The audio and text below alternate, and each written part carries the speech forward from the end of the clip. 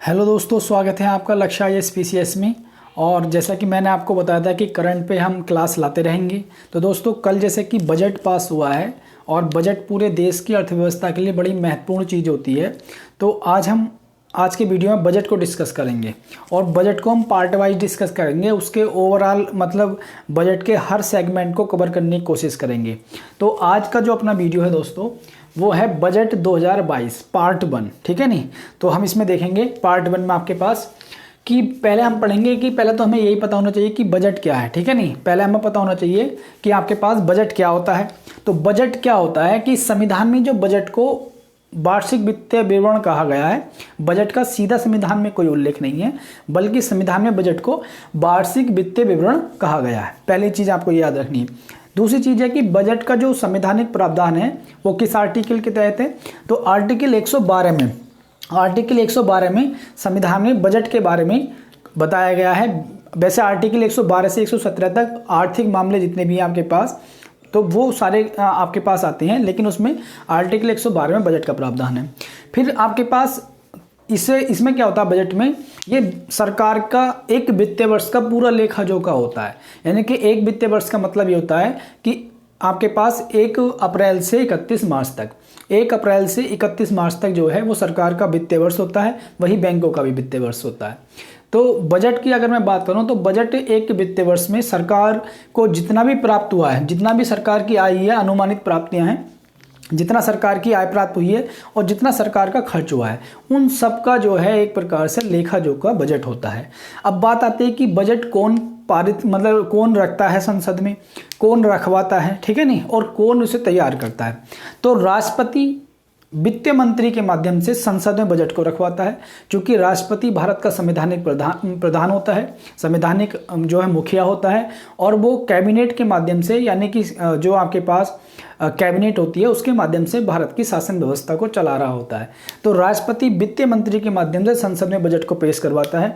और वित्त मंत्रालय में जो आर्थिक मामलों का विभाग है वो बजट को तैयार करता है। ठीक है, तो यहाँ तक हमने ये पढ़ा।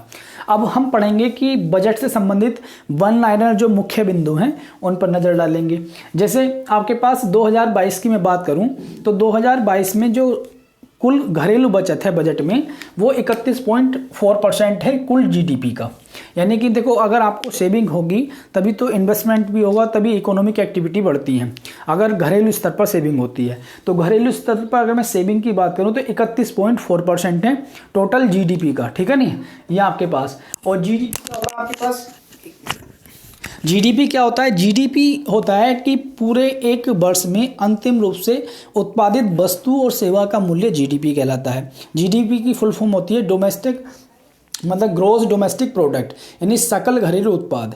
ये पूरे एक वर्ष में जितनी भी आपके पास अंतिम रूप से उत्पादित वस्तु सेवा और वस्तु होती हैं उनका ये मूल्य होता है जीडीपी।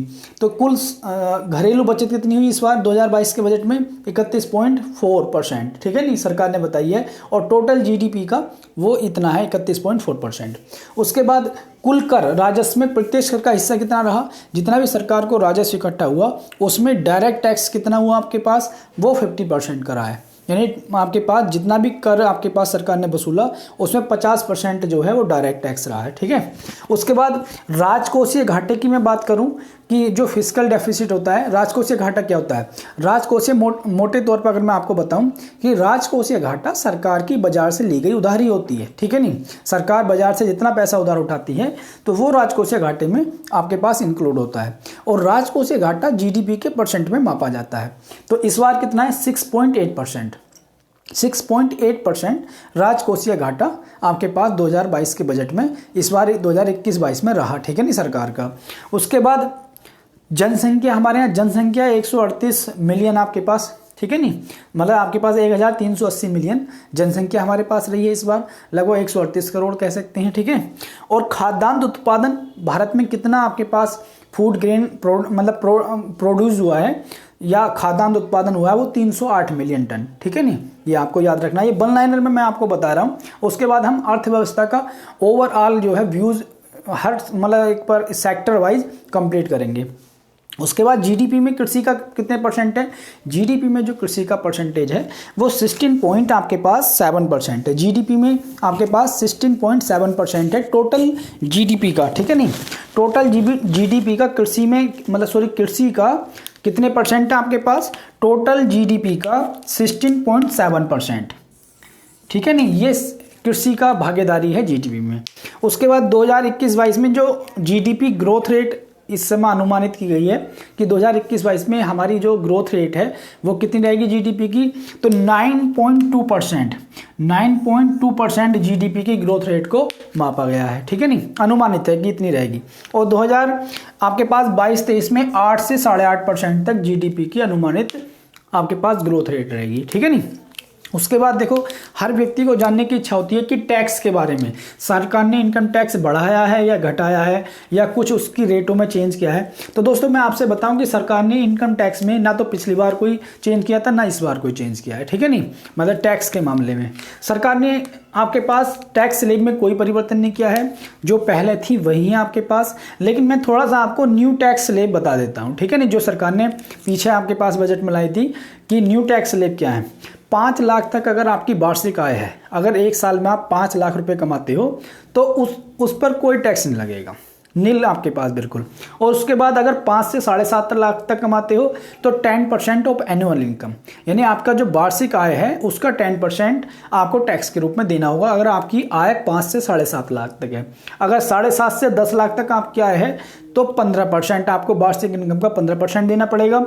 अगर आपके पास 10 लाख से 12.5 लाख तक है तो 20%, और 12.5 से 15 लाख तक अगर आपकी आय है वार्षिक तो 20% आपको टैक्स के रूप में देना पड़ेगा।